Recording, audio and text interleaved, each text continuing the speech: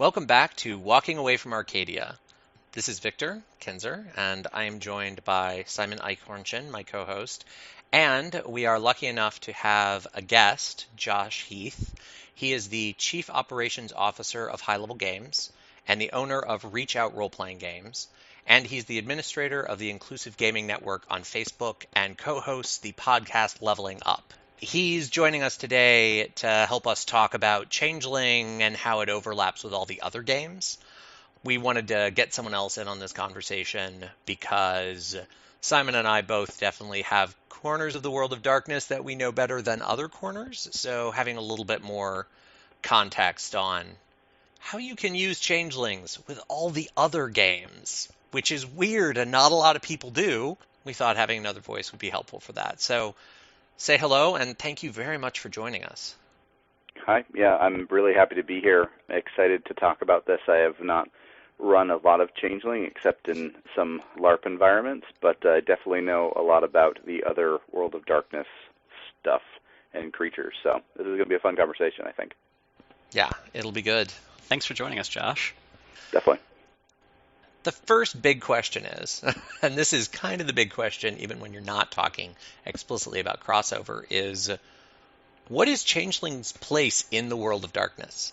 The thing that's interesting about Changeling is you get, this swing between people who are like, oh, it's cotton candy, playground ridiculousness, it has no place in the World of Darkness, to people who say, oh my god, that's the darkest thing in the whole World of Darkness. I have actually flipped people in conversations from one to the other, even though I don't necessarily think either of those things. It's really interesting to watch how that plays out. It sort of frames a weird place on, well, what is its place in this canon? I'll punt that to you two. What do you both think about that?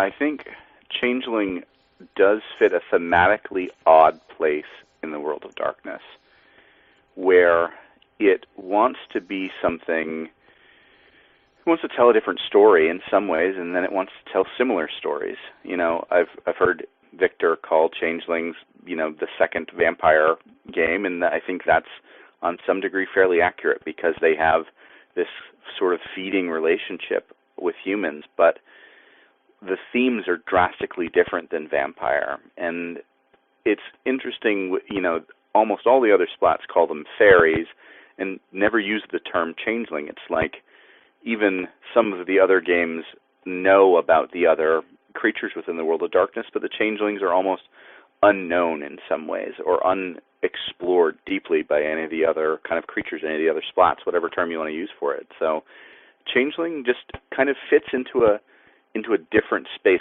I don't want to say more innocent because I think that's inaccurate, but it's certainly much more about the ounce of potential hope in the World of Darkness, maybe at times, and I think that's an interesting place for it to exist, at least.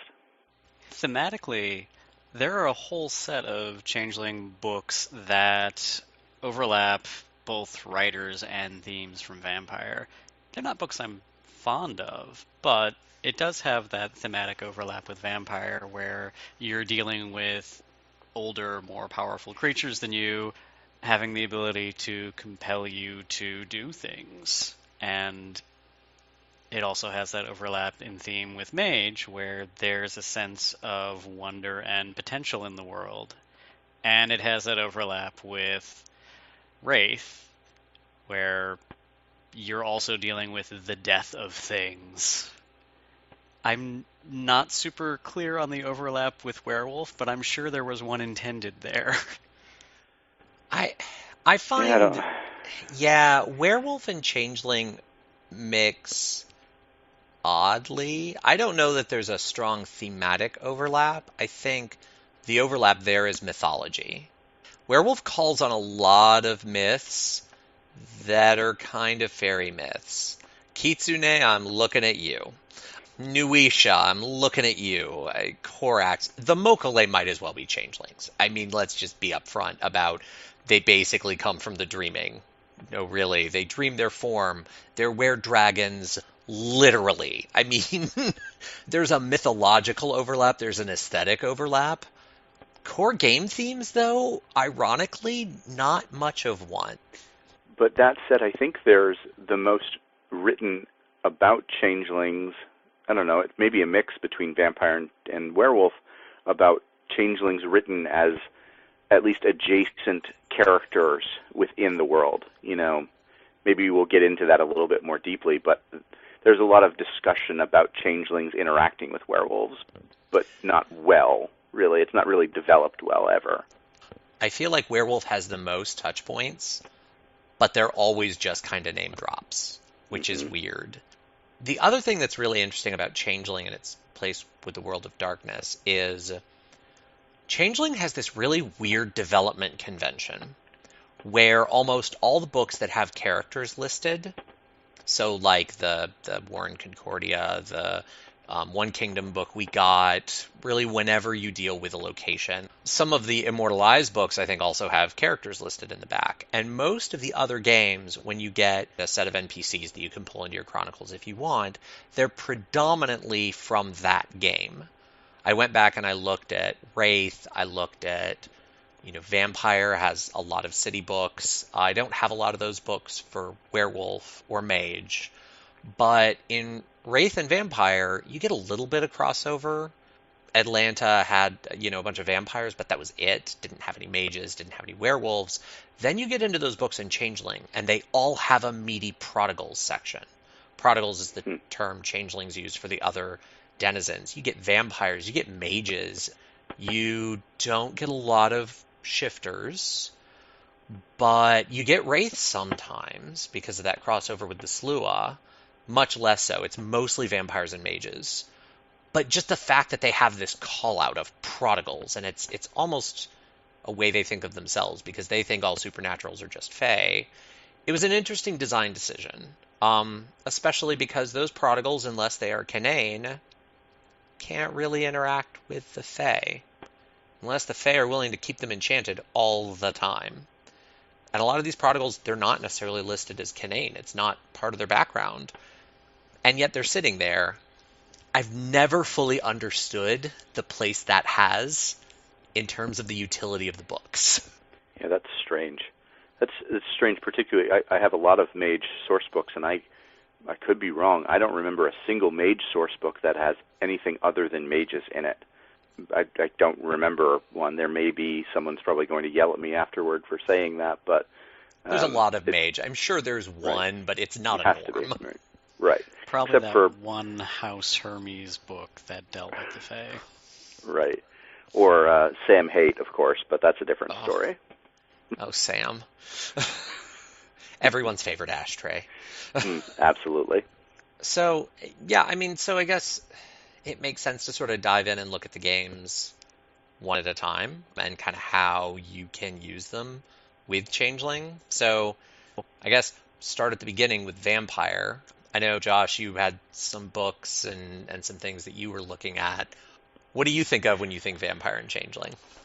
Yeah, well, the first thing that comes to mind, there are two things that come to mind. The first are the Chiasid, which are a bloodline which were introduced in first edition.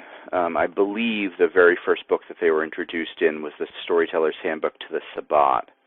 And they've gone through several different presentations in the various editions of Vampire and Vampire the Dark Ages over the years.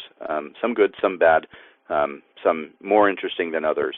But their initial presentation was as a Sabbat bloodline of the La Sombra, which seems odd. That seems like an odd choice. But maybe before we get into that, I'll say the other kind of main thing that I was thinking about were the Ravnos, because at least in one book or another, it describes that the chemistry power of the Ravnos had the ability to be chimerical. So there was obviously, at least on some level, an intention of crossover between those two, the bloodline and the clan of vampires, but there's not a whole lot of explicitly written crossover material for Vampire, at least, other than those two kind of connections that I've seen, at least. Yeah, and I remember when the Ravnos rule that said that chemistry is basically real from a chimerical standpoint was released, it was in the second edition Ravnos clan book, which is, for a lot of reasons, a fraught text. But I remember reading exactly how that rule was written because I was a big fan of the Ravnos at the time. I still am certain writings of them, not all writings of them.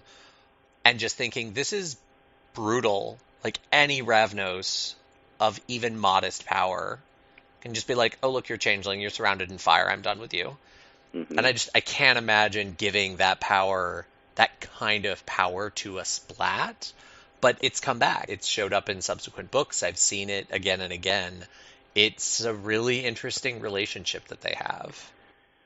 But what's odd is, at least and I pulled out the revised era clan book to see what that clan book at least might say, particularly because they delve into the Ravnos and they connect them a little bit more to India and maybe to the Rakshasa, and that has echoes to maybe what's written in some of the Exalted work. And I was like, okay, this could be like an interesting thing.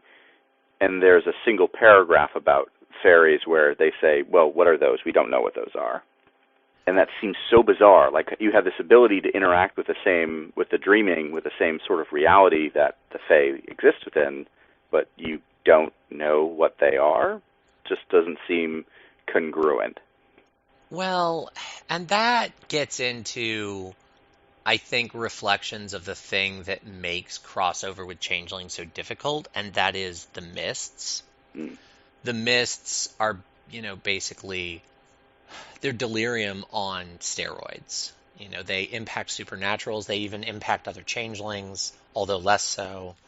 They make it really, really difficult to engage, and one of the things that they've never explored is the mists are described as a baseline of the thing that the dreaming does to protect changelings. It hides them from the sight of the world because of echoes. And when you go back and you look at Dark Ages Fae, before the mist came in and did that protection, but at the very beginning of when reality was kind of attacking the Fae, it becomes clear why the mists are necessary. But they never deal with it beyond the baseline of relatively young entity that is part of this modern age of existence and the physical realm of this modern age of existence. Okay, that's kind of how it's been described. Well, I'm a 1,000-year-old vampire.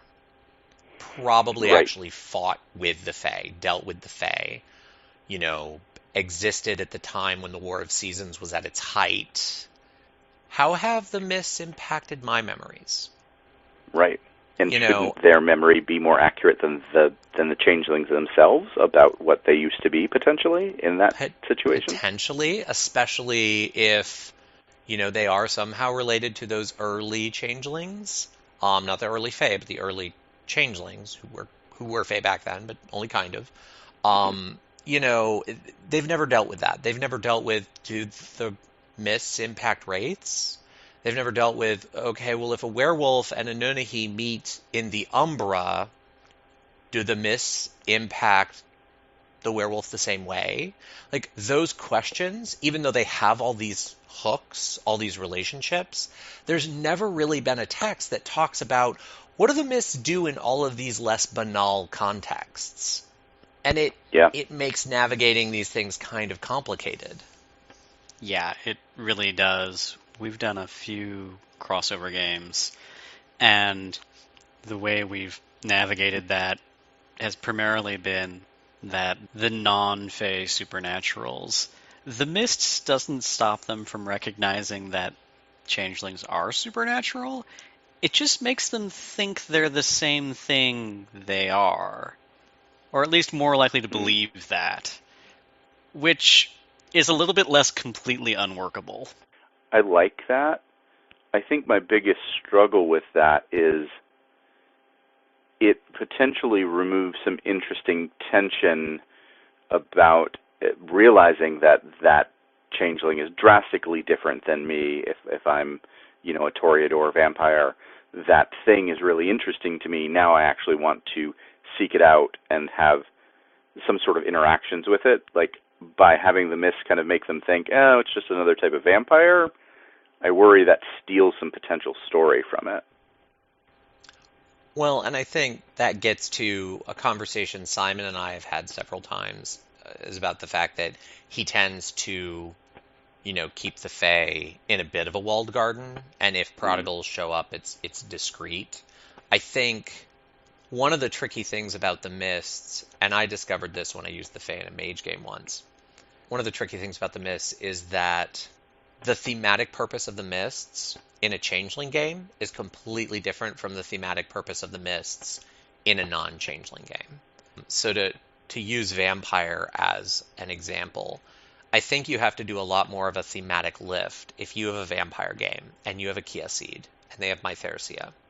And depending on the version of Mythersia you're using, or if you hybridize them, because sometimes, that's called for, if they have that power that let them see the Fae for what they are, then the myths end up playing a very different role than if you're using a version of Mythersia that doesn't have that straight-up power, because their ability to peer past the myths becomes really poignant and significant, and you want the myths to be like full force. But like in the Mage game I ran, where I wanted to have some Fae because a character took Fae-blooded, but they're mages, so they are all going to peer through any kind of veil I put in front of them, and I had to deal with that. I played very fast and loose and light with the Mists. They existed. I had them forget things, but I probably reduced the Mists to like a quarter of their actual systematic impact, because otherwise I just would have had a bunch of mages that got really, really, really paranoid, because mages get paranoid when things go on that they can't make sense of because they believe they can make sense of everything. And I'm like, oh, I don't need them blowing Venice up. The myths get complicated when you get out of a Changeling context, because they can either really like punch themes up or just get in the way. Yeah, absolutely. It's interesting because the one time I can remember running Changelings in a LARP, and I'm not even sure why I was put in charge of the Changelings, but I was.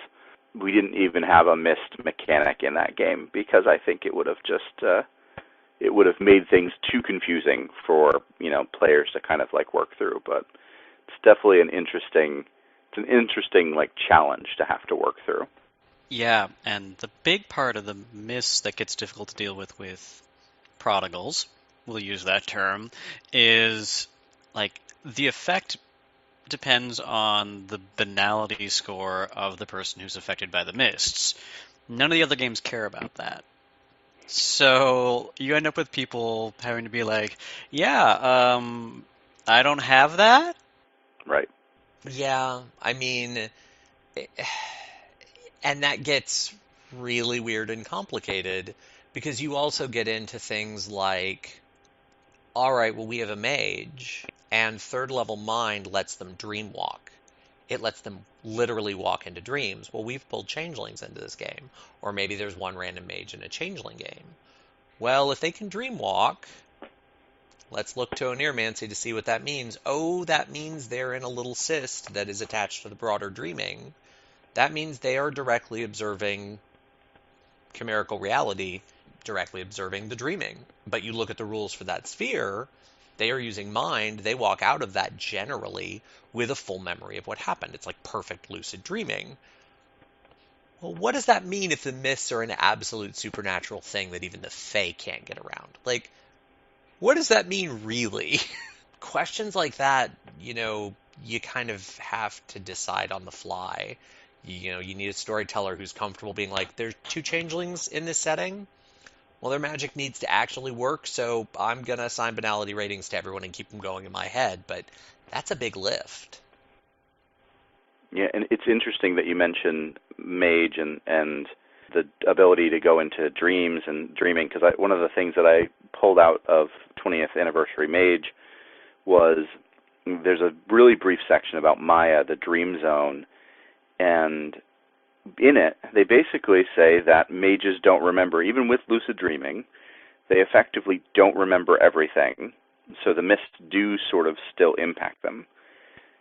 And I think that's interesting, except it does seem to both speak to itself and then counteract itself in the same couple of paragraphs, and that it's going to have to be to the storyteller's decision at that point, like, where do I fall on this? What does it mean? What sort of information do they really retain in the long run? Which just becomes potentially more complicated than it needs to. Well, and I think the fact that the dreaming shows up in Mage at all speaks to the fact that the line dev for Mage, Phil Mercado, did some co-development on a couple Changeling, Mage, crossover, just general Changeling books as well. I don't know that he did any development on the standalone Changeling games, but I do know he wrote on a couple of those books, and Isle of the Mighty is a Changeling Mage crossover text. I think there are two Changeling crossover texts. There's Isle of the Mighty, which is a crossover with Mage, and Rage Across Appalachia, which is obviously a crossover with Werewolf. And, so I think he was a little deeper into Changeling than a lot of the other writers. The exception, to jump out of order a little bit, because getting into developers that did multiple lines, Rich Dansky, who's the line developer for Wraith, did a ton of Changeling writing. He actually wrote some of my favorite Changeling texts. He's responsible for both the Slua and the Redcap Guildbook, which both fill me with unrequited joy. But the Fae don't really show up in Wraith much, which is interesting because there's a lot of crossover there. There's the Karamat, there's the Slua, there are the Black Paths of Balor, and Dansky wrote the Slua Guildbook. So I've never totally understood that absence. I think there's a little bit in the Sandmen Guildbook, because the Sandmen are the ones who, again, wraiths who walk through dreams, about how they will victimize and feed off changelings because they can siphon off their glamour and turn it into sand. But again, even then, it's kind of a side note. It's like, you can do this thing, and here's how you do it, but don't piss the Fae off. They'll eat your face. And that's kind of... They're dangerous, but you can do this thing, gung-ho. And I figured there'd be more there. Particularly because there's potential historic connections between the Fae and the dead, particularly if you look into Norse and Northern European sort of concepts of the Elfar and elf mounds and things like that, which elf mounds tended to actually be old burial mounds where people so old that no one remembered who they were buried. You could potentially have some sort of interaction there if you wanted to dig that into a story about what that means, and when people become so dead or so unknown dead, do their dreams, there's a dream sort of connection there too that could potentially come up. I don't know. There's some interesting concepts that could be dug in there and stories to be told, but doesn't seem like anyone kind of dipped their hands into that pool to pull anything out for it officially. Yeah, the Karamat are really as close as anybody got to that, and that's really unfortunate. Yeah, it really is. I love the Karamat, but the Karamat have always kind of been, a very tiny sliver of a work that wasn't really big enough for them to shine. They're one group in a relatively obscure side group of not really evil antagonists. Not really evil antagonists have a strange place in the world of darkness. And the Karamet especially are not particularly evil. They are ghosts that got trapped in the dreaming. And because they're the Black Paths of Balor, the trods that lead from the dreaming into the Shadowlands, I feel like I want a Karamet book. I'm never going to get it. This is never going to be developed unless someone does it on the Storyteller's Vault whenever they open up to Changeling. But I want a whole Karamet book because the Karamet have nothing in common with the other Adheen, which are the group they're technically a part of. They're not fairies that didn't take sides or kind of sided with the Fomorians in the Old War. They're humans that were saturated with glamour or trapped in a freehold when they died, or whatever other hook you want to use for why they died and went to the dreaming instead of dying and going to the lands of the dead, the Shadowlands. But that's just so profoundly different from the other Adheen. And it's so ripe, and I feel like Wraith is just brimming with Changeling crossover potential, but there's probably less crossover there than any of the other games.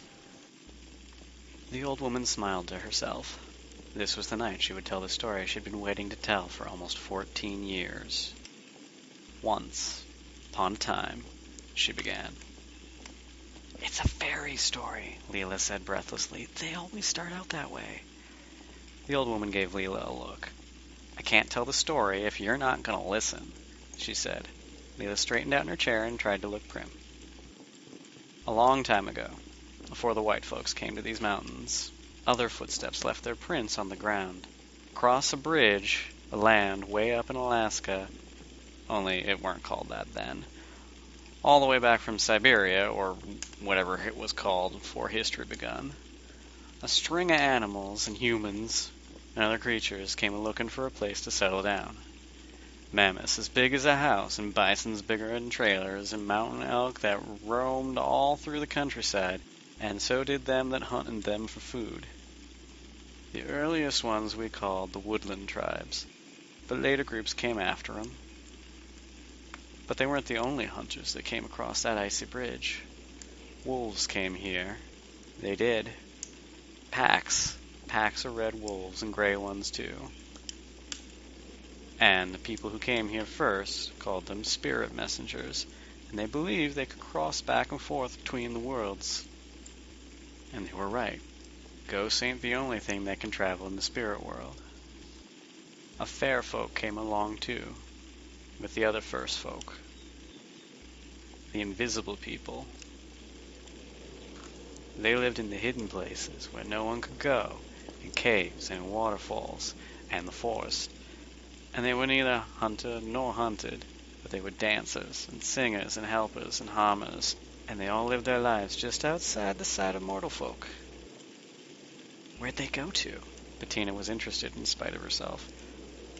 How come we can't see them no more? 'Cause they're invisible, Leela said. Some folks say that when the Cherokee were sent from their lands to make room for the white folk, most of the invisible people went with them, the old woman said.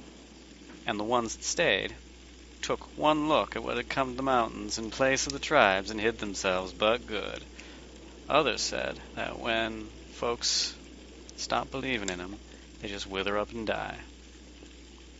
Did they turn into ghosts then? Leela asked. I'm not so sure they left. Someone found the jacket you lost when you was over by the crick and returned it all clean and smelling like honeysuckle. Of course, she continued, when the white folks came, they brought their own fair folk with them. My mama used to swear that she could see 'em dancing out in the bald by the moonlight. But then she had the second sight and knew when folks was gonna die, or what day a woman would have a baby. Does that mean you got fairy blood? The question came from Josie, and the old woman blessed her silently for providing the opening she needed for the heart of the story. Your granddaddy Finnegal used to say so, but then he also claimed that the blood of red wolves ran in his veins. Did it?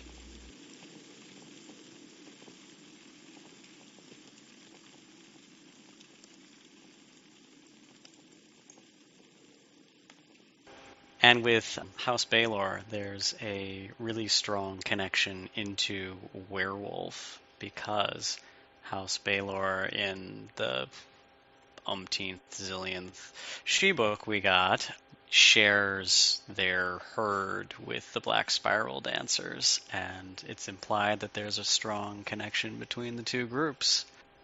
And that's super interesting, because if you draw a connection between House Baelor and the Black Spiral Dancers, you kind of have to draw a connection between the fact that Baelor, mythologically, King Baelor was the king of the Fomorians. I mean, they are the most substantial modern Fomorian hook in the game.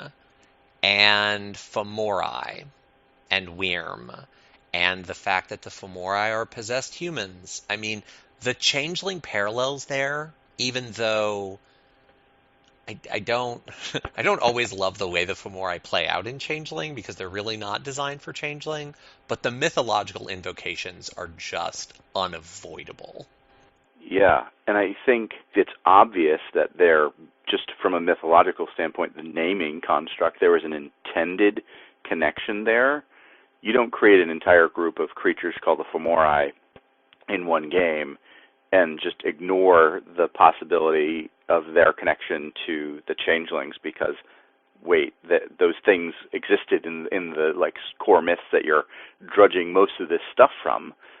but there wasn't a ton of like almost intentional like meshing of that, which I think there's a lot of potential story there, again, that could have gotten pulled out and just wasn't super effectively done. Yeah, and changelings don't fit into werewolf games very well, I've noticed. I've played a few changelings in werewolf games, mostly to troll werewolf players, and the only real benefit I ever found to playing a changeling was they're already possessed, so they're slightly more resilient in the face of banes, but banes are highly banal, so it doesn't help much. Yeah. I think there's a lot of potential story with a Fianna, of course, if you kind of look into the Fianna tribe book and the connections that supposedly Bran, I want to say it was Ardrai Bran of Dublin, who's like supposedly the leader of the tribe who has a Fey lover. But that's only sort of like half mentioned, and these connections, these relationships between the changelings and the Fianna are mentioned and kind of discussed. I think they're probably discussed more in Mage Across Appalachia, but sadly that is not a book that I've ever read, so I can't really talk too much about that. I hate to crush your dreams. Rage No, Across you don't. Appalachia is a book that I went out and bought with just fervent joy because I was going to finally get a solid Nunnehi book because it's a changeling werewolf overlap, and there's that line in the player's guide about the Nunnehi and werewolves, and it was an area where the Eastern Band of Cherokee are active, and the Nunnehi are even mentioned as being in the book. And yeah, it's a werewolf book where they clearly only hired werewolf writers and told the werewolf writers, write about changelings as well. Here are the source books. And the werewolf writers went, I have no idea what I'm looking at. I guess I will transcribe. I mean, the section on the Nunnehi and Rage Across Appalachia is literally the Reader's Digest abridged version of the Nunnehi write-up in the Changeling Player's Guide. That's all it is. That's such a shame. Oh, it really is. The Kithane get a little bit. The Kithane actually get more space in that book than the Nunnehi do, even though the Kithane have fewer relationships with werewolves in the canon. Yeah. And even the Kithane content in that book, it doesn't really amount to anything. The Fianna connection is, I think, name dropped. Yeah, and the Fianna connection only exists like half the time, depending on who's retconning what. It's so bad. I mean, I feel like Werewolf, going back to the fact that it's mythologically closer to Changeling than any of the other games, is rife with potential crossover with Changeling. This topic came up recently, I think, in one of the Changeling groups on Facebook. Someone was asking, hey, I'm running a werewolf game, there's going to be some Changeling involved, what are their relationships, give me info. And everyone kind of had a different answer. The most consistent answer more or less boiled down to no changeling in their right mind would ever have relations with the Garu. That just isn't a thing. The Farah, on the other hand, sure, changelings would get along with Korax, Nuisha, the trickier Bastet, certainly the Mokale. I mean, the Mokale and changelings would kind of look at each other and be like, yeah, I got your number. Cool. I mean, the Kitsune should have been changelings. I mean, there's so much there. None of those connections are written for you. You have to do it all yourself. Yeah. I guess I see what you're saying with that. I would never cross over those Farah groups with changelings. Just in my head, from a thematic standpoint, they don't really have. I can't see them finding reasons to get together, except for maybe the Nuisha. I could see that. I could see the Nuisha, maybe the Pamunka, and a couple of the other Bastet. Okay, like I could stretch my brain and create a story where the Nunnehi and those groups interact with each other, but I don't really see it from the Korax. Like I don't really know why a Korax would care enough, except for just the general idea to like watch things and learn something new. But I don't know. I'm just not feeling it. It's the learning thing mostly. The Koraks are obsessed with secrets, and that's what the whole eating of the eye thing is. And every single changeling is basically just a repository of secrets because they have access to a series of memories and truths about every single person they've ever interacted with that even those people don't have access to. And if you were to just leak that to a Corax a little bit, and they were to become somehow aware that that existed, even if it was twisted and they didn't understand why or what, no, I don't think you'd be able to pry them apart, actually. That and so you've just sold me on the idea. That and House Kaha, they're supposed to be descended from the Morrigans, who are super, super tied to the Crows anyway. Yeah, there's also a really interesting hook beyond the whole dragon dream their own form obvious connection with the Mokale. The thing that I find really interesting about the Mokale, they're so rare and there are so few of them left. But the fact that they are Gaia's memory, I think there's an amazing potential hook there if, in a changeling context, if you chose to do that crossover, make the Mokale 100% absolutely immune to the mists because of their nature, because of their connection to the dreaming, and the fact that they literally exist to be memory, but make them fiercely and violently protective of the memories they have. But they're the only ones that have all kinds of kernels of information about Fae history that even the Fae can't pry out of the rest of reality. You've got a whole chronicle. Yeah, I like that idea too. I think I see a lot of, like, if you're running a changeling game, using these prodigals as a way of kind of spicing up, creating some new hooks. It's the other way for me that I'm just like, if I'm running a changing breeds game, I don't know if there's enough from the changeling side for me to want to, like, scoop them up and shift them toward the story. Like, I don't know if there's enough hooks there to move them that way. I think the trick there is the Nunnehi and the Menehune.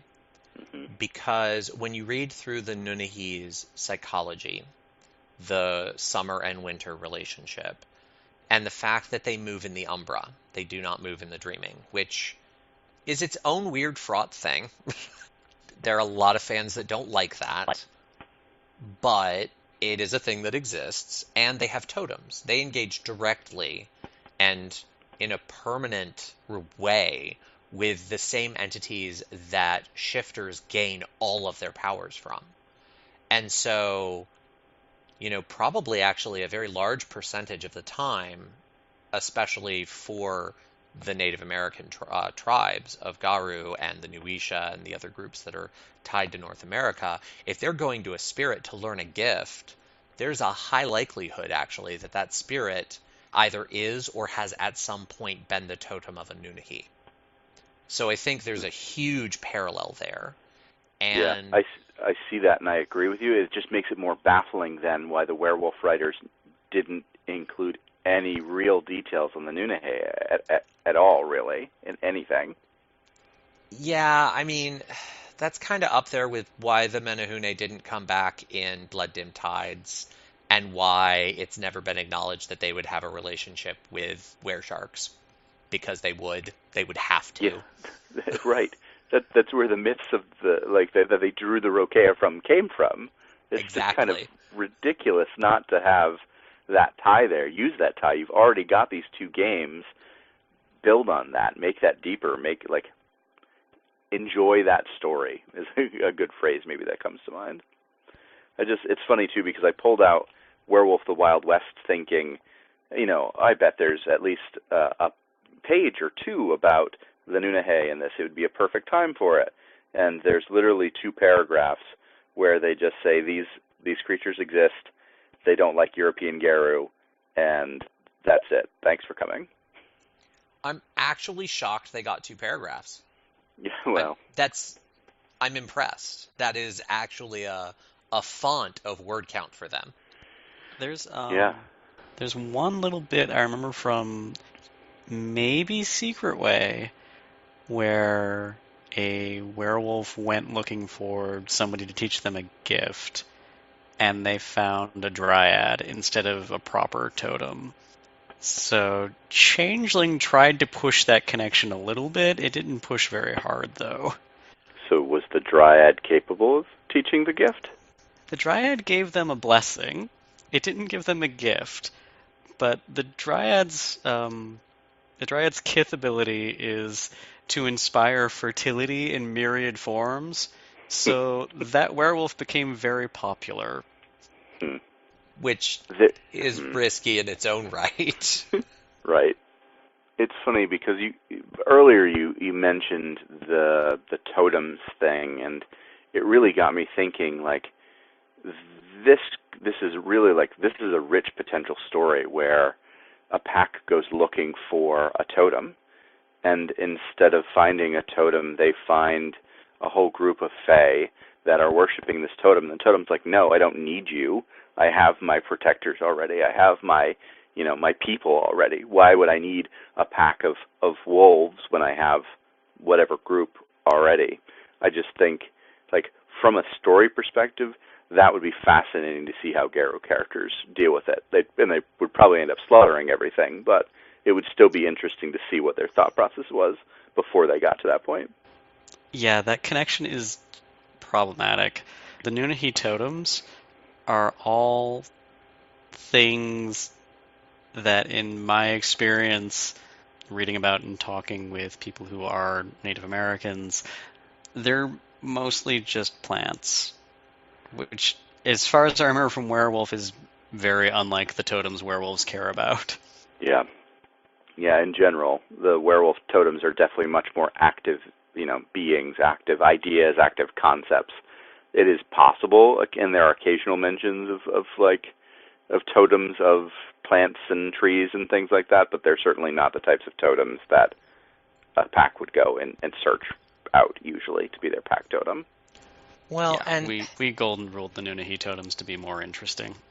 Yeah, and especially given the number of Nunnehi families that are tied to animals. I think there are 3 shapeshifters. 2 shapeshifters and a not exactly shapeshifter. I build an illusion around myself shapeshifter. That's a high number, and it's bizarre to me that especially those families, but other families as well, wouldn't have totems related to the sorts of things that they either turn into or create illusionary forms for themselves of. It's an odd design. Yeah. Odd, I think, is a simple kind of phrase to describe a lot of this. Like, I think what we're pulling out is there is still a lot of potential story that people could develop that's like right at the edges of having been developed, and it wasn't. It just was kind of like the dreaming, adjacent to reality, but not fully reality.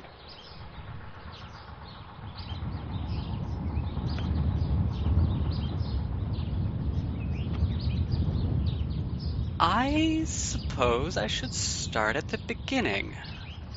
You, me, Becca, and Rev on the Maru. I can remember that part. No, the real beginning. The in the beginning. Once upon a time, there was matter, and energy, and love. And love meant that all the matter and all the energy were all bound very tightly together in one place. Like before the Big Bang? Exactly. And then something new came along. Something that wasn't love. Hate? Worse. Boredom. Some parts of the matter and energy wanted something new, something different.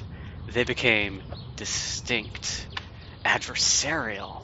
In reaction, other individuals arose, those who wanted love to continue. 2 factions who fought a war in heaven.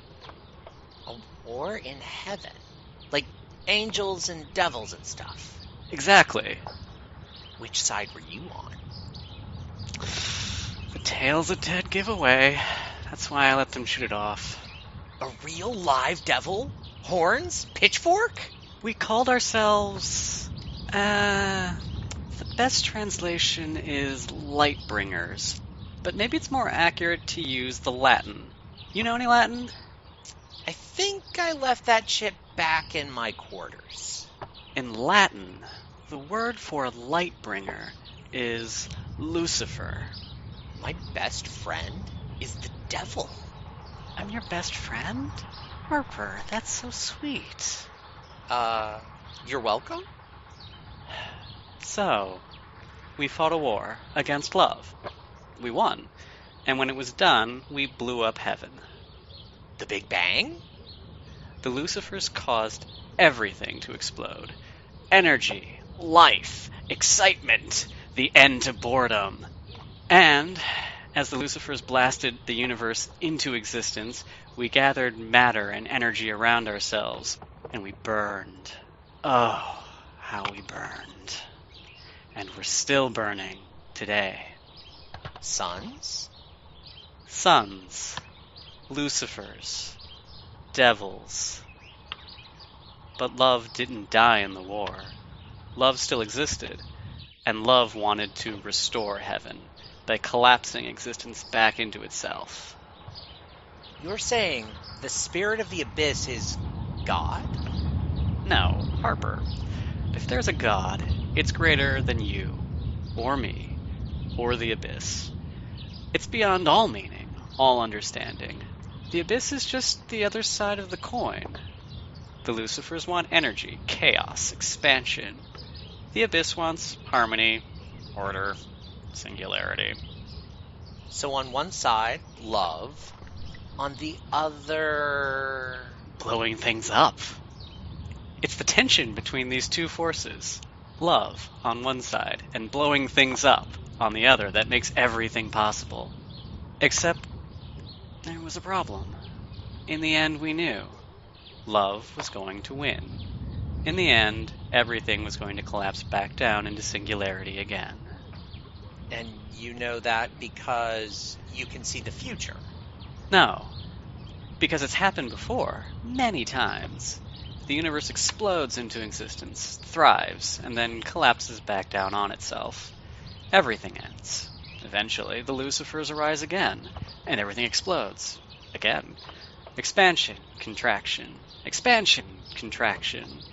We even created a device, a way of ensuring that the explosion would always happen.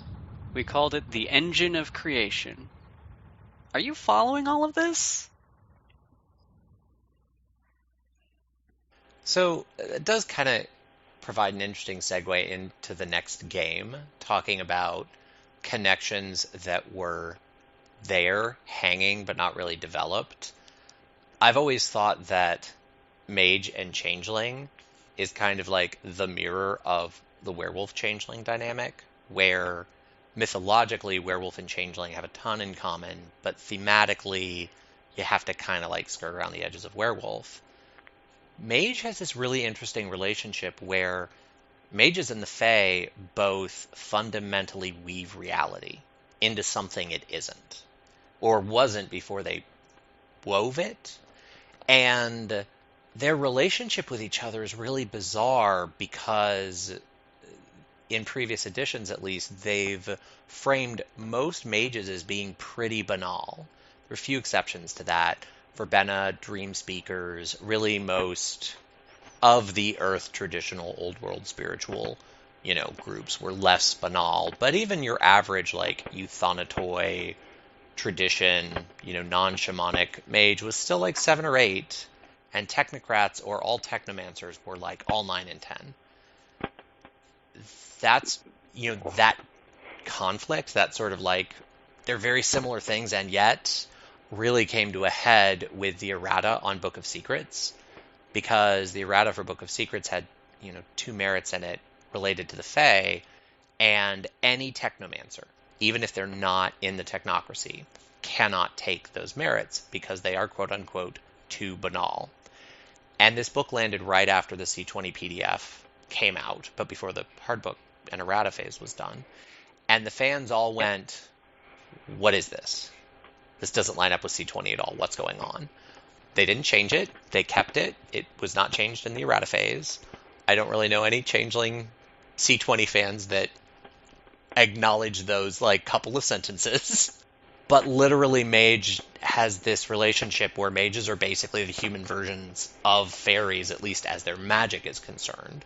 But like, where are they on the banality scale? Like, they're big, they're dynamic, they shape, they create things. They are the definition of inspiration and creativity. But they're also like telling reality what to be.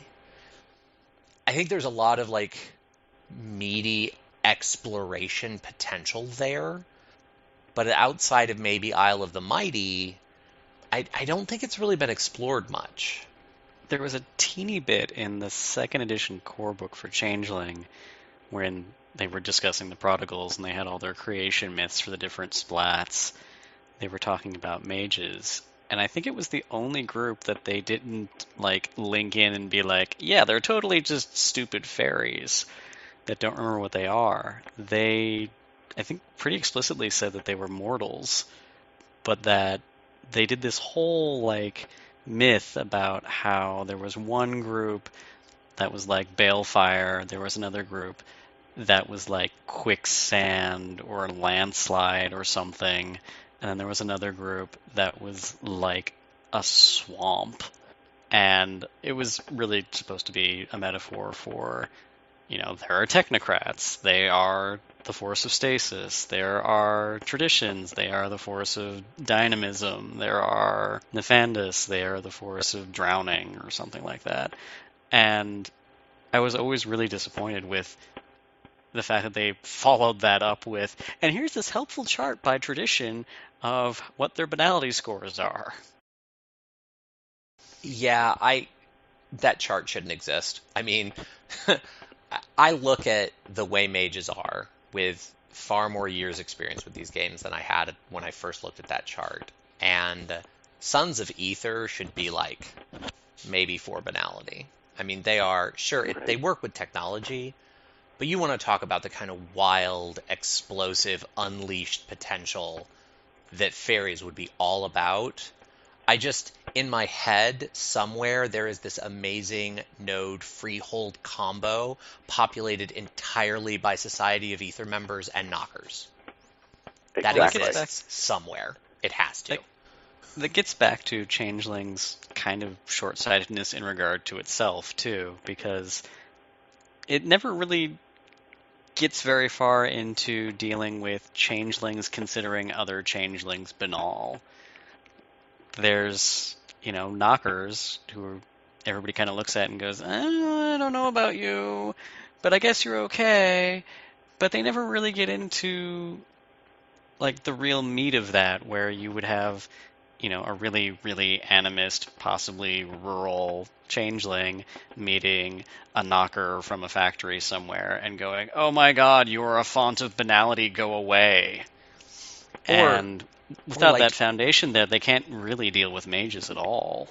Yeah, or, you know, even worse, and I could see this being a huge technocracy, you know, trade over, I think it's the Kored, the changelings that live in mines, you know, the original knocker myth that they had to give a different name to because they'd already used the knocker name, and, like, their interaction with gloams, or with solemnids. Like, oh, we are the changelings of mines pulling solidified solemnid out of the earth and unleashing it on the world.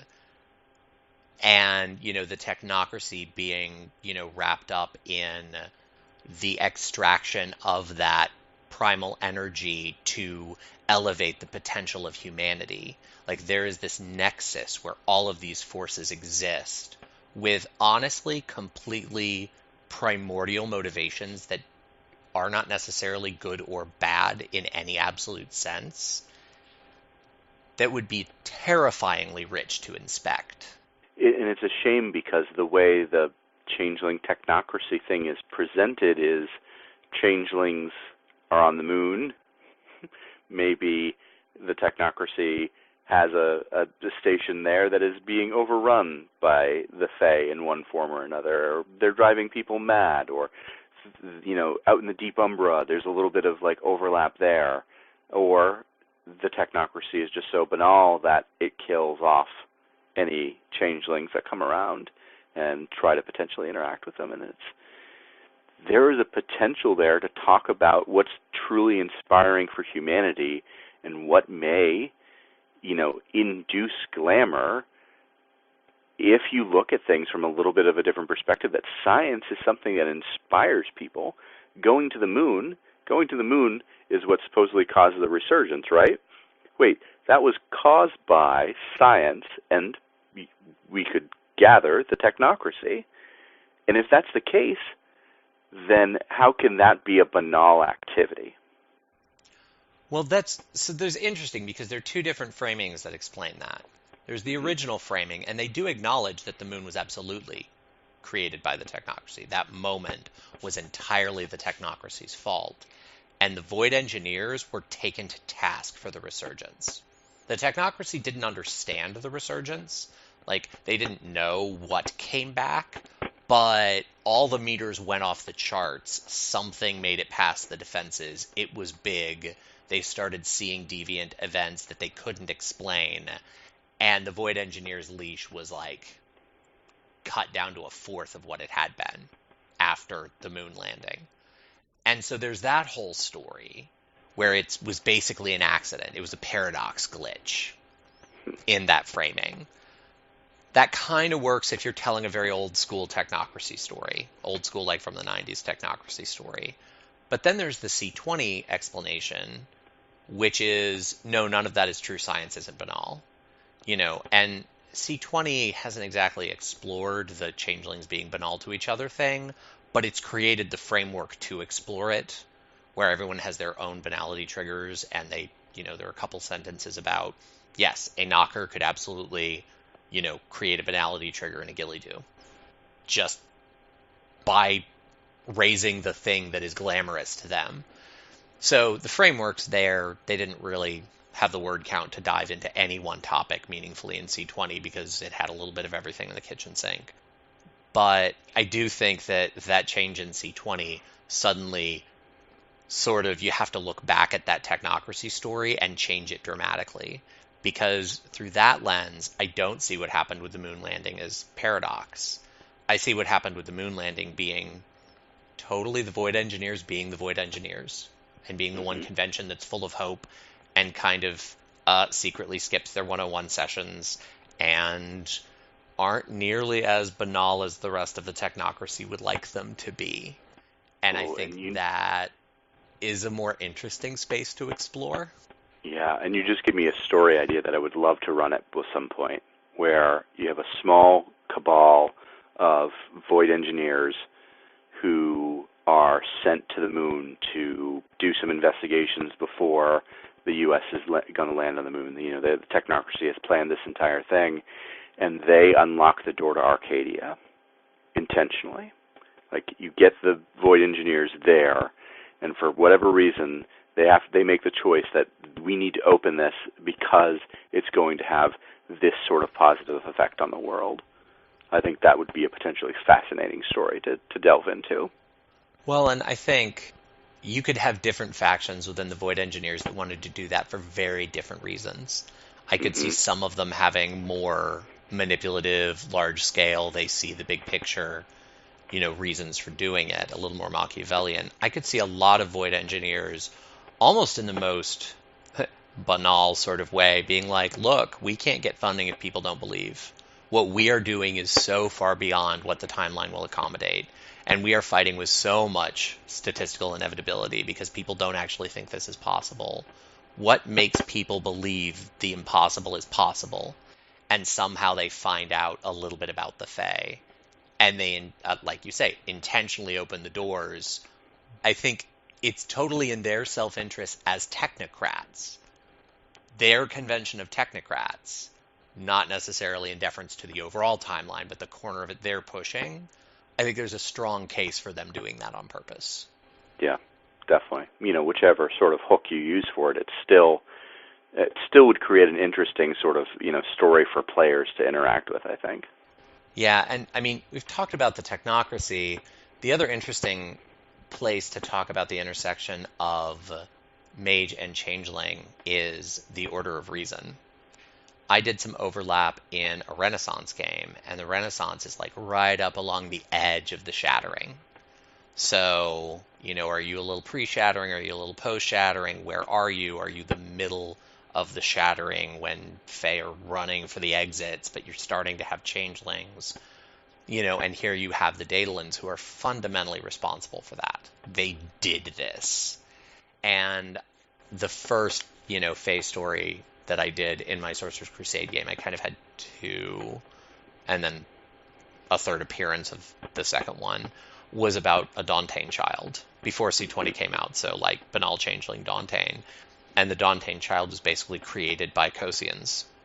Kosians doing what they thought was in the best interest of everyone, totally pursuing, a safer, more reliable existence for humanity, not mustache twirling, no nefarious, no NWO, but not understanding what they were interacting with. They completely ravaged this changeling child and turned them into a Dauntain, full of resentment and everything else.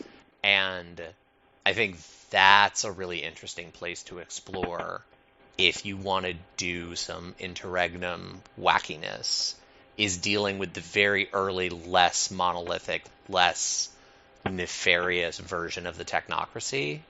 I think they end up with a very weird relationship with the Fae. And it's not a relationship they're aware they have. Yeah. I think you could do that story in two parts, too. The Kosians in the Renaissance, and then have a modern group of progenitors doing something similar. Again, same motivation. We kind of potentially, look at the progenitors as a little bit like Frankensteinian with some of their gene engineering, but they have, the good of humanity at heart in what they do. And what if they did something similar? It'd be an interesting thing to have that kind of be two chapters of a similar story, at least. My love, when you visited London on business last year, I took the opportunity to search for this dream ring I had dreamt about. As it turns out, it does exist. It is located in Upper New York, nestled in the foothills of the Adirondack Mountains. The physical locale shows signs of former inhabitation, mysterious brick buildings gone to ruin, termite-infested hitching posts, the remains of a dusty, rutted road now choked with weeds, and a massive, rotting water wheel located on its outskirts. When you come upon it, it does not look like much, but spend a night there, and you'll learn it is more than it appears. At midnight, the place becomes a spirit's Woodstock. If you look hard, you can spy the faint shimmering outlines of ghostly cabins and tents just beyond the water wheel, and flickering wraiths moving between them. Ghosts, dressed in tattered velvet robes and stage actors' garb, emerge from the ruins of the brick buildings, and from behind trees and under rocks to form a large circle in what must once have been the town square. The night I stayed, instead of flying about and trying to terrify me, these wraiths performed a play before me. It was no ordinary play. It drew me into a strange, dark land where the moon was gray, and the stars wept rain across barren fields. Strange moans, weeping, and a pitiful keening that infused me with a deep, longing sadness arose, all as if from a great distance. The keening grew into a beautiful, eerie song, and all the wraiths gathered together to perform an intricate, flowing dance, molding their bodies into otherworldly shapes and graceful figures. As the dance ended, I discovered that they had entwined themselves about me like snakes. I awoke in a panic in the middle of a clearing, about 60 yards from my tent, surrounded by a circle of tin cups filled with water and flickering candles thrust into the dirt. To this day, I have no explanation for how this occurred, but one thing is certain. The dream ring exists, and ghosts dwell there.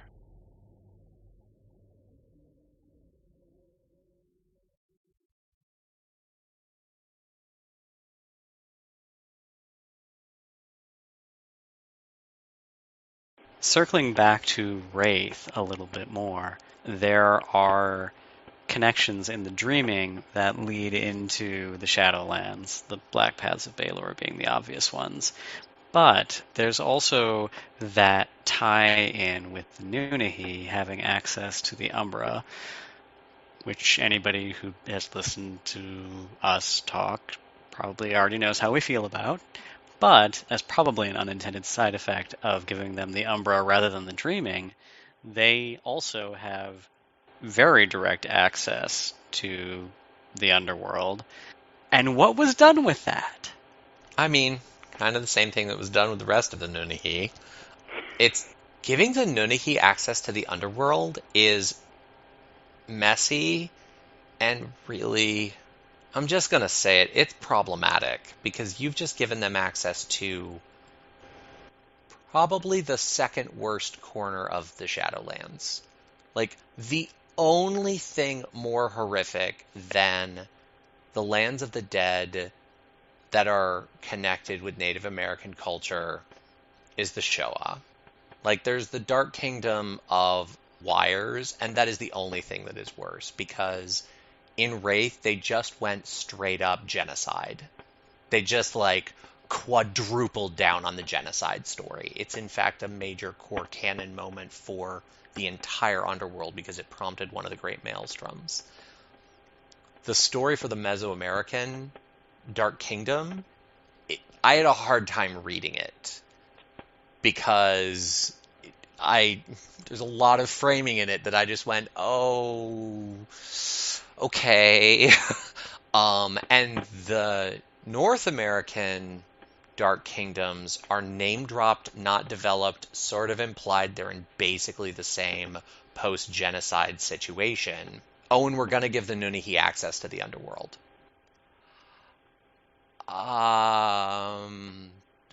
What is anyone supposed to do with that?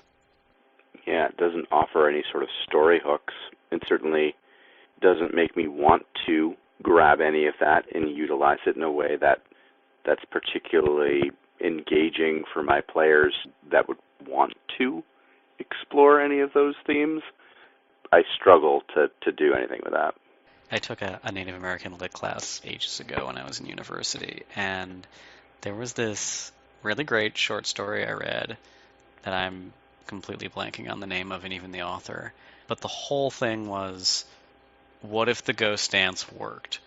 What if we managed to call up all of our ancestors and just, as a group, just push the white people back to Europe? And it was one of those things that I read, and I was like, well, that was terrible. And then I put my ego aside and read it again, and I was like, oh no, I totally get what this is about. And as much as I dislike the idea of the Nunahi having access to the Umbra and not the Dreaming, the thing about that I really like is that it does give them access to the Shadowlands. And then Victor told me about what the Shadowlands were for Aboriginal people. And I had to throw all of that away because it's terrible framing for telling a story. Yeah. So I kind of feel about the Native American Shadowlands the way I feel about the Native American Dreaming. And that is to say, no, I'm not going full genocide on this. Like, that's not a thing at my table. You know, right now I'm telling a story, and I decided for this particular story I wanted to do a Nunahi Resurgence story. And so, yes, okay, canon as it existed in the books before this first game opened, okay, we're going to say that was a thing, although not for the reasons that they frame in those books. But still, it's about finally having that resurgence. And I'm okay with the Nunahi framing around the Dreaming as long as there is a resurgence, because that's basically the framing that Cathane had during the Interregnum, minus the Umbral access. And I can buy the Umbral access because it makes sense that they would have contracts with their totems that might give them access to that. I don't buy the Umbral access as something innate to what they are, but I can see them contracting themselves into that. Then you get into, like, how deep that framing is around genocide, and it's like, it's the world of darkness, and there has to be a space to critique and inspect that. My problem with it is nope, it was genocide, that's what it is, here's your story, go. And I'm like, no, if something like that's going to show up at my table, I want to engage with and rip it apart. And they didn't really create a space for that. I'm more than happy to completely throw out what's in the books and start over, but it kind of frustrates me when I have to do that. Yeah, like as a storytelling tool, like with the right groups, we should be able to, come together and say, yeah, the genocide happened. Let's talk about this in our story. Let's make this a point. But it's just so hopeless in World of Darkness that I can't do anything with it.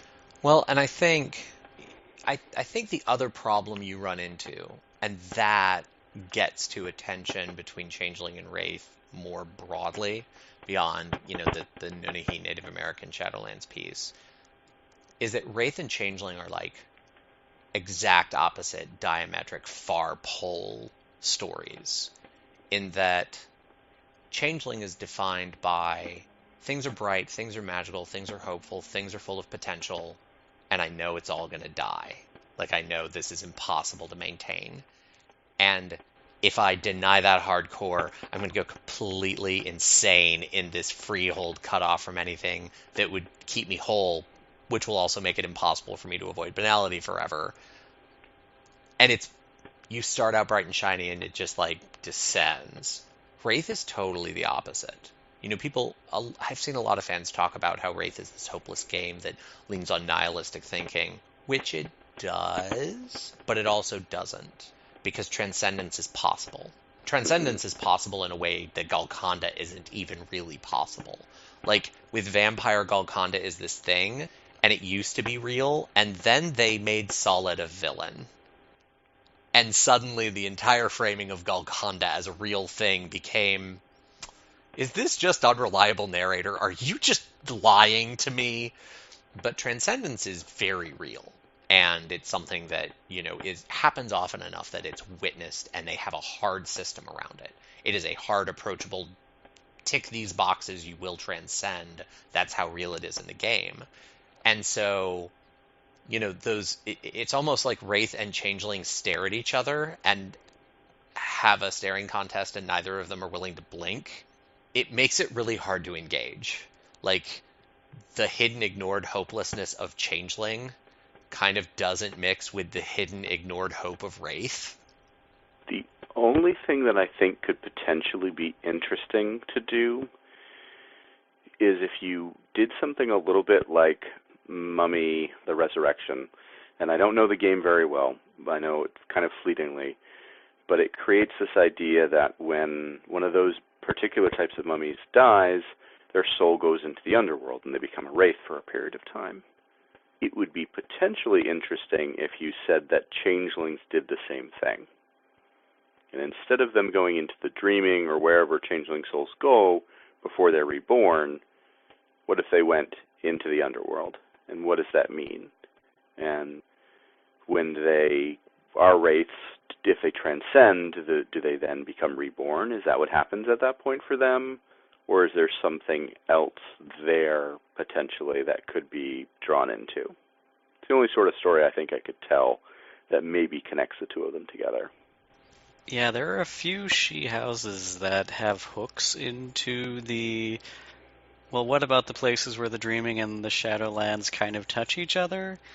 And they're all kind of presented as super nihilistic, edging into complete and utter madness things, so that they're kind of meant to be the boogeymen changelings are afraid of, rather than something that actually might be true. Yeah, which I think that gets into what you mentioned earlier about, there's some overlap between like vampire writers and changeling.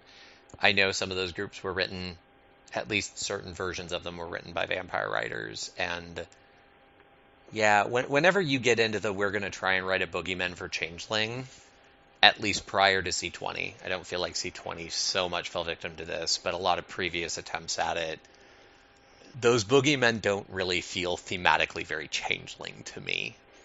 I feel very much that way about the way the Dreaming has intersected the Shadowlands previously.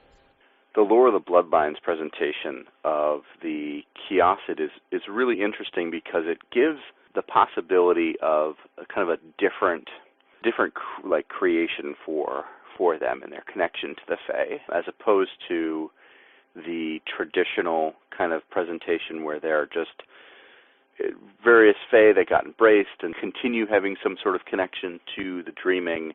In Lore of the Bloodlines, they're deeper than that. Victor, I don't know if you want to dive into that while I attempt to find my copy of the book. Yeah, so what they did with Lore of the Bloodlines, which made me really happy because it's a story I could imagine happening and it has some interesting changeling hooks, is these, I think they were Lasombra at the time. I think they had already been embraced as Lasombra. They may still have been Magi. They descended into the realm from which Obtenebration Shadow comes. They entered some sort of contract, magical ritual, something that transformed them. The original founders were mages and alchemists that had a relationship with the Lasombra. And part of what made this magic possible is they sought out the Fae. What they found were Thalane. So they entered into these contracts with the Thalane. And they emerged from the pit transformed. They emerged something else. Not Lasombra, Fae touched, but not with the weirdness if you're a changeling who's been embraced, because that results in Fae death. And it made sense to me, and I looked at that and I thought about, well, what are the potential hooks here? The interesting thing about the way it's been described, it surrounds the world, it's underneath, it's above, it's, ambiguous, is it's not the Umbra. It's not where actual shadow comes from. It's a different spiritual shadow. It's not really referenced elsewhere. And I thought about it, and I thought, it really makes sense that this is kind of the deepest unexplored part of the wild, thinking wild back to like Exalted days. And so in my head, the Thalane were there. Well, how did the Thalane get there? It would make sense to me that the void that the Lasombra are drawing their shadow from is maybe part of the Fomorian dream, or maybe just the Fomorian dream, because it would be dark, it would be terrifying, it would be wild and unformed, and maybe the Lasombra have some contract, and they're able to pull it out from a deep enough place that it isn't filtered and altered and turned into what modern glamour is, but it's still connected to the Fomorians and the Thalane. And viewing, the source of obtenebration that way suddenly makes the Chiasid make sense. They suddenly are thematically appropriate, and their connection to the Fae and the Lasombra comes together through not the Tuatha and other changelings as people think of them, but through the Fomorians, which is also just way more thematic for vampire. It gives them a source that doesn't make them feel out of place in vampire, certainly in the sort of Sabbat origins they have, which were even kind of the darker corners of vampire. So I thought that was the first really compelling, brilliant write-up on that bloodline that I had ever seen. And I've always liked them, but to be fair, I mostly like them because I like changelings and I like having that hook in my vampire games. I'd love to say it's because they were brilliantly written, but if I'm going to be honest, it was mostly just because I like changeling. But this write-up I legitimately just liked on its merits. I think the only thing that I didn't like about their more traditional write-up was that they were ridiculously banal. Like, they were the most banal. It was like they intentionally made them librarians and bookkeepers and people that just sat in their libraries and didn't go anywhere, to emphasize that they would have a horrific sort of reaction. Changelings would have a potentially horrific reaction to them.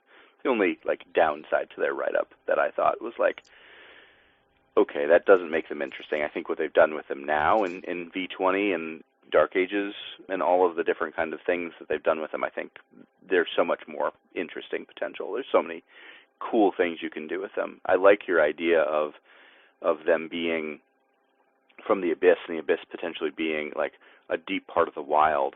I think that's a really interesting thematic concept to think about, Because for me, I always pictured the Abyss as the ultimate kind of manifestation of Oblivion, but it makes me wonder if there isn't something there saying, at some core, all three of these concepts are the same, and what happens at the root, that living aspect of creation within the worm or Oblivion or all those different things. I think that's potentially a really intriguing story to dive into. I really like that. I like those sorts of cosmological crossovers. I also think the banality connection you were talking about, that like reclusive, quiet librarian thing is also part of the Sluagh write-up. And the Kiasid have always been at least aesthetically very similar to the Sluagh. I don't know that they were thinking through that model as necessarily being banal. I think they were trying to invoke Sluagh. The other part of that is the Fomorians prior to C20, and may this plot point just like stay in Wormy Earth for all time. But prior to C20, the Fomorians were banal, which I hate. Like, it was some writer who just went, we need to make them the antithesis of everything modern changelings are. They're horrible in every way. And it's like, oh, okay, but they're dreaming. Like, they're dark, terrible dreaming, but they're dreaming. Like, take a breath. And thankfully, they've moved them away from the banality framing into the dark glamour framing, which is where I always wanted them to be anyway. But that may also have informed that in some way, that, like, dark, evil dreaming is still banal, which never made sense. And I'm glad it's gone. Yeah, no, because it doesn't make any sense. Our nightmares are just as glamorous, if negatively glamorous, as, our dreams are. I think you can frame the idea that our nightmares drive people to do just as much, if not more, than our dreams do in some ways. So, yeah, I agree with you on that. Do you know much about the Magyar, though, and kind of their, like, almost middle ground presentation? I don't. What are the Magyar? So, I'm trying to remember exactly which book they're referenced in, but they are another group of changeling-related bloodline of vampires that are not just, like, the Kiasid are a particular subset of the Magyar. They were created in one of the 20th anniversary, or they were presented in one of the 20th anniversary books. I don't remember which one now, but they're just kind of an interesting, like, side note almost, that someone said, you know what, we don't really love the way the Kiasid were presented. We want to try something else out. And they came up with this idea. And of course now, here they are. It's Maeghar, and they're in the Talmehe Ra book, the 20th, the Black Hand V20 book. And they are basically, like I said, a group of changelings that were embraced that are not just the Kiasid. They're a different kind of sort of potential way that changelings could transform if they were embraced. To create another Magyar, a sire must embrace a fey-blooded mortal. If she does not, the resulting child is always a caitiff, since he lacks the unique spark to become a Magyar. Interesting. It doesn't surprise me that it's in the Tal Mahara book. That book is kind of, let's tap every single other game for vampire. There's some Mummy, there's some Dark Ages Mage. I haven't read it cover to cover. I've sort of danced through it, but I'll definitely need to look that up because that sounds interesting. Again, it gets back to the embracing changelings thing, which I don't love that without some extra process, but in a Tal Mahara story, you kind of end up breaking some of the rules, and by some I mean most. So it doesn't surprise me that's there. Well, a fey-blooded mortal isn't necessarily a changeling. That is very That's true. The Canaan are ripe for those stories. Especially now that they have their potential forever glamour bubble thing. Yeah, and I mean, that also gets into kind of an aspect of Changeling and the other games we haven't talked about, and that is the fact that any of the other supernaturals, aside from, I think, Wraiths don't get this, can take Fey-blooded. They can either take the full Canaan merit, or there's a lesser version, Fey-touched. I'm not entirely sure what Fate Touched means. Maybe you've just been enchanted one too many times. But Canane is a merit that vampires can take, and werewolves can take, and mages can take. And it's, we talked about it a little bit in the Mortals Canane episode, especially with the new C20 rules. It's kind of potentially a supernatural who is a Canane is a force to be reckoned with. There's an interpretation of that state that gets up there with, like, the Nephilim merit from Book of Secrets. But it also gives you a very clean cut through the mists, because you can then have a vampire that can just engage as an equal with the she. That's one thing. We've sort of focused on the very fey corner of vampire. There's also just a huge story to be told about where vampires were ancient, were better at politics than anyone who has ever been. And the she walking in and like, okay, I'll see your skill set, and I will raise you a similar skill set, plus you don't actually get to know we're playing the game. Thanks. I mean, that's an area I've always wanted a lot of word count on. I think it would be fascinating, particularly when you bring in the elements of the mist potentially, like you were both mentioning earlier on. That ability to manipulate and run and do the political game, and then maybe even step back and just let the mists kind of do their thing, and then be like, oh, well, now we control all of this, and you've forgotten who it was that stole it from you. Well, even beyond that, there's chicanery, which is the art of manipulating the mists, and then throw on top of that sovereign, contracts, and naming, and you've essentially got, like, the mists plus 2.5, maybe 3 different versions of dominate. Yeah, I mean, quite honestly, all of dominate, all the way up into its elder levels, really doesn't have anything to compare with, I'm going to go ahead and invest 5 glamour and 5 willpower in a gaze roll against you. Like, yes, the amount you have to throw at that power is ludicrous.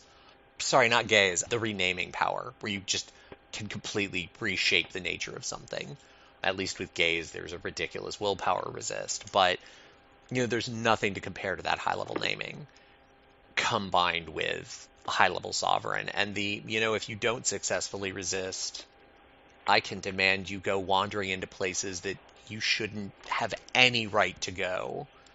I can cast you into the dreaming and demand that you wander for 1,000 years on a quest that is nigh impossible to complete. But it's just barely nigh impossible to complete, so the gaze doesn't break exactly. Dominate has nothing like that. Yeah, not even close. Well, maybe if you get into elder level, but not even really as powerful as that. And then you have a vampire trying to find an autumn person who can use ruin for them, and that's where the Thelane come in. Oh, we're giving ruin to the Thelane now? I mean, we just one-upped C20 on the horror level a whole lot. I'd give it to the Thelane. You're a monster. I say that. I would totally give it to the Thelane. I would have a Thelane Dauntain just because I'm a terrible person. Oh, man. By the way, the Dauntain were one of the most intriguing write-ups in the Shining Host or the Shining Host Players Guide. I don't remember which one it was in for LARP. So much so that I made a Dauntain character for the LARP. It was a Wild West LARP. I made a Dauntain NPC just because I was enamored with the write-up in that LARP book. I thought, wow, this is amazing. By the way, the write-up in there does not sound anything like the Dauntain the way you guys have described them from any of the other Changeling books. I need to get this book because I have never heard anyone describe a pre-C20 Dauntain in those terms. I have to see this word count. Yeah. And I don't even know if it's just my memory of it making it sound exciting, but I was like, wow, like this idea of and my memory of it is a Changeling that has turned on their fey self so much that now they use all of their ability to interact with the dreaming as a way to just kind of destructively, cruelly rip out the potential for, like, the potential possibilities that changelings have. Like, something like that. Just, it sounded really, really intriguing to me.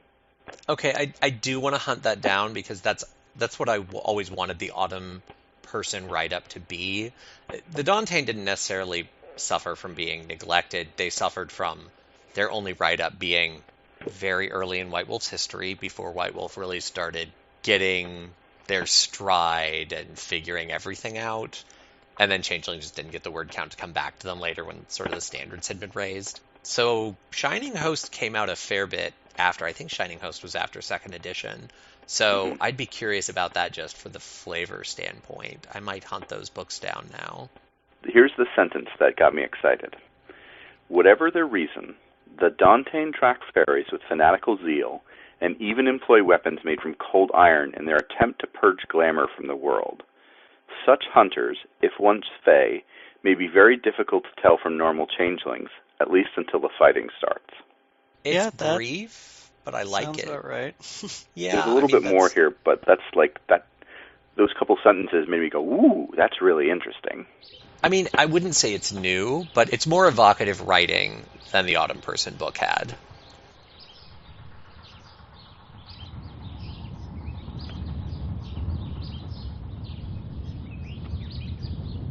I couldn't do it, Harper. I couldn't create a future where that happened to you. So I tried to find another way.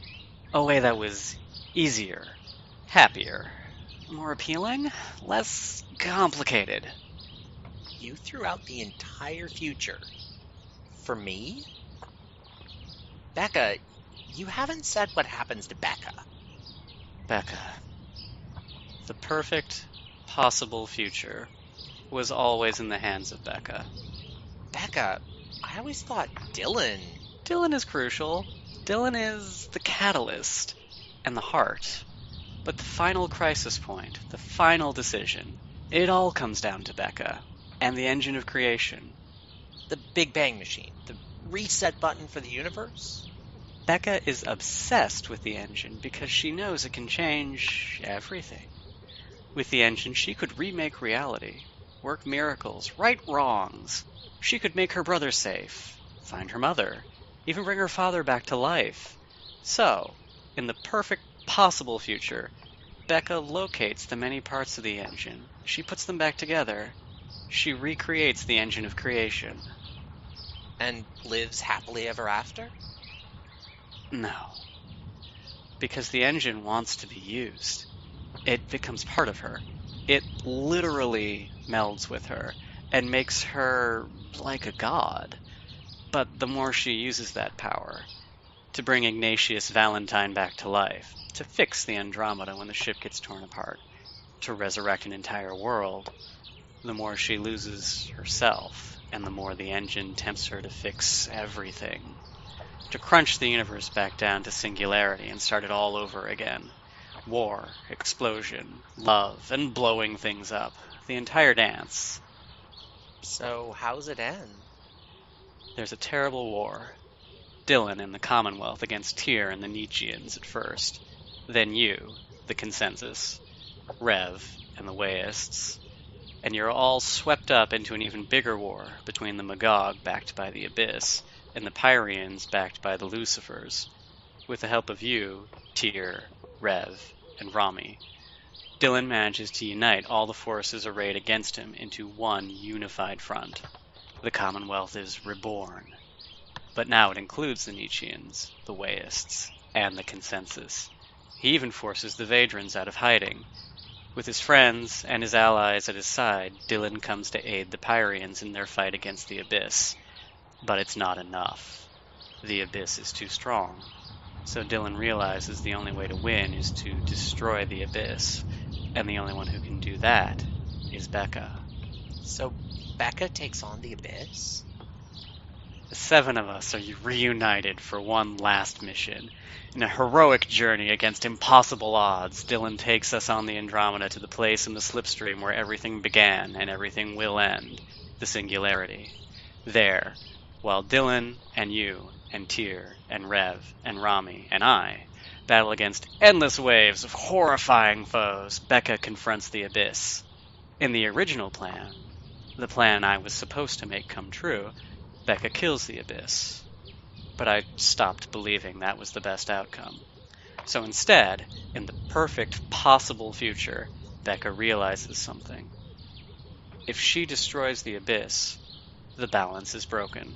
The tension between chaos and order, life and death, expansion and contraction will end. But if she lets the Abyss win, everyone she knows and loves will die. And neither of those endings are really all that great. So instead, she does the only thing she can do. She loves. She loves you all already, like a mother and a sister and a daughter and a wife. So she expands that love, and she learns to love the conflict. She learns to love the peace. She learns to love all of creation, every part of it, good and bad, even the broken places. And then she embraces the Abyss and becomes it. Becca becomes God? I told you, the Abyss isn't God. What Becca becomes is love. But more than love, because Becca understands that love isn't enough. She understands that pain and conflict and struggle are part of life too. Becca becomes everything. And everything can't war with itself, so the war ends.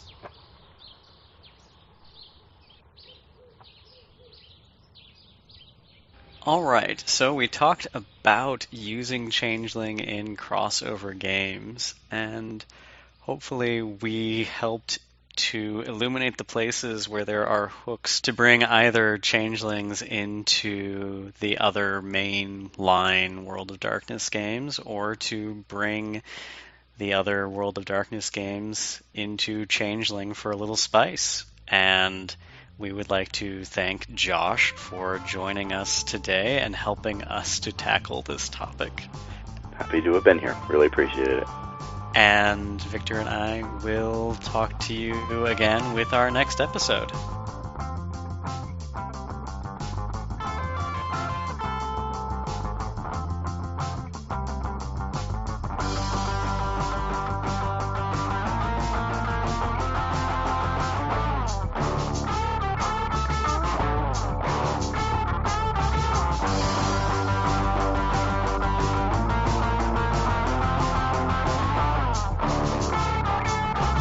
The readings from this conversation were from The Spirit Messengers from Rage Across Appalachia by White Wolf Game Studio, Coda, a play in one act written by Robert Hewitt Wolfe, Dream Ring from Guildbook Sandmen, also from White Wolf Game Studio, and Coda, a play in one act, again. The music from this episode was LSD by Mon Plaisir.